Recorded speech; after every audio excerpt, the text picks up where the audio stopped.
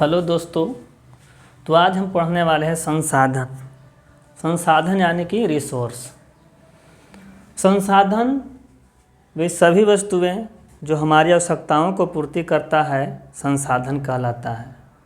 साधारण सी परिभाषा है कि आप जो भी देखते हैं जो हम लोग की आवश्यकता को पूर्ति करता है वो संसाधन के अंतर्गत आता है।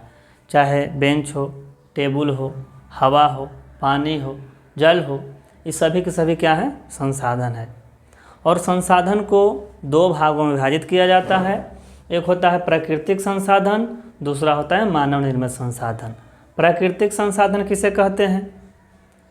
वे सभी वस्तुएं जिनका निर्माण प्रकृति के द्वारा होता है और मनुष्य को निःशुल्क रूप में उसे प्राप्त होते हैं और उसका उपयोग करता है अपनी आवश्यकताओं के लिए, उसे प्राकृतिक संसाधन कहते हैं।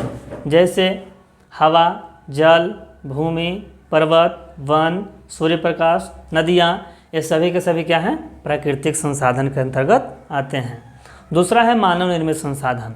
मानव निर्मित संसाधन क्या है? वे सभी वस्तुएं जिनका निर्माण मनुष्यों ने अपनी आवश्यकताओं के लिए करता है उसे मानव निर्मित संसाधन कहते हैं।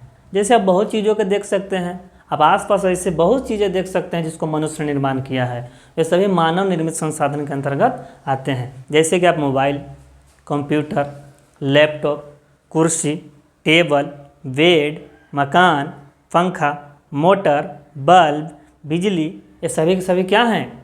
मानव निर्मित संसाधन है। और ऐसे बहुत सारी चीज़ें हैं जिसको मनुष्य ने निर्माण किया है। जैसे एरोप्लेन हो गया, हवाई जहाज़ें हो गई, ट्रेन हो गए, बस हो गया, कारें हो गई, ये सभी के सभी क्या है? मानव निर्मित संसाधन है दोस्तों।